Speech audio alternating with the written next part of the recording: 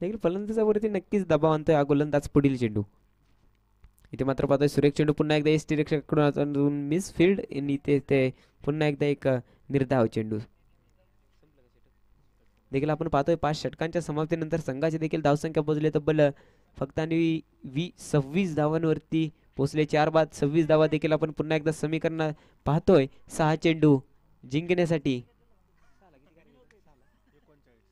6 चेंडू 39 धावा म्हणजे 6 चेंडू 6 सीमा पार 6 षटकार देखील मिळवावे लागतील. जर बोनसमध्ये जर आपल्याला नो सापडला वाईट सापडले तर आपण सामना नक्कीच जिंकू शकतोय.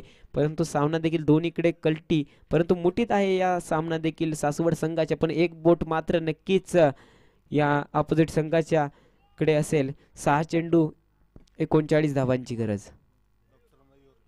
बॉलिंग ट्रॅक वरती डॉक्टर मयूर आहेत. वैयक्तिक पहिल्या संघासाठी अंतिम टप्प्यातलं म्हणजे 6वं षटक डॉक्टर मयूर सर. पुढील चेंडू 6 चेंडू 39 धावा.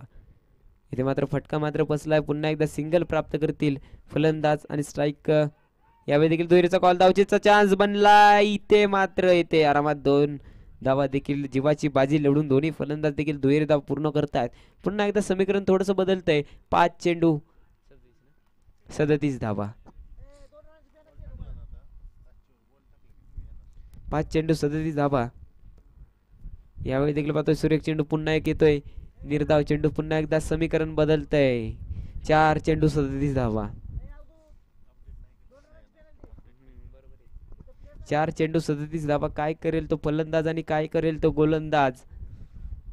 इथे मात्र पाहतोय खोलवर टप्प्यात चेंडू फटकवलाय जमिनीला समांतर. क्षेत्ररक्षक देखील तिथे पाहतोय. एकेरी धाव नक्कीच येते. धाव फलकावरती पुन्हा एकदा सिंगलने पुढे जात आहे आणि संघाचं पुन्हा एकदा समीकरण थोडंसं नक्कीच बदलेल. 3 चेंडू 36 धावा. इथे मात्र पूर्णपणे मुठीत आहे यावेळी देखील सामना सासवड संघाच्या. पण संघाने देखील पुढील चेंडू पण फटकेबाजी काय करेल तो गोलंदाजाने देखील सुरेख चेंडू नक्कीच हाताळले तर विजय आपलाच आहे. यावेळी देखील पाहतो सुरेख चेंडू नक्कीच हाताळला. एसटी रक्षकाच्या हातात निर्धाव चेंडू. पुन्हा एकदा समीकरण बदलतंय.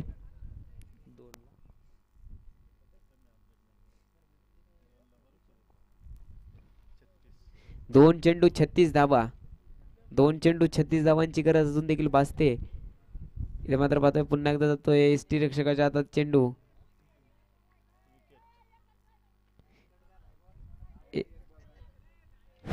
फलंदाज बाद झालाय.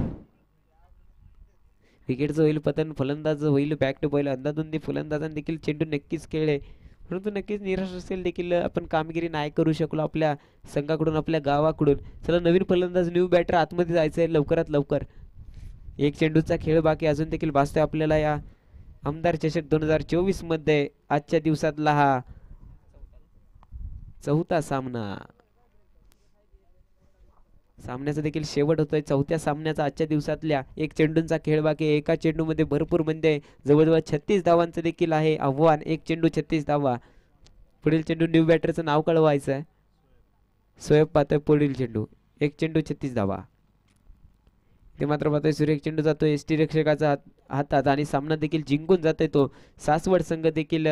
सासवड संघाला देखील पुढील वाटचालीसाठी हार्दिक हार्दिक शुभेच्छा. आणि या सामन्यात या लीग मध्ये देखील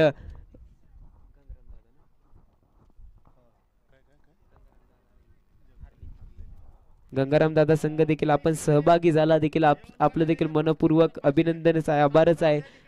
पुढील वर्षी देखील आपण पुन्हा एकदा या प्रॅक्टिस करून पुन्हा एकदा आपलं नाव पुन्हा एकदा या मैदानावरती नक्कीच गाजवा.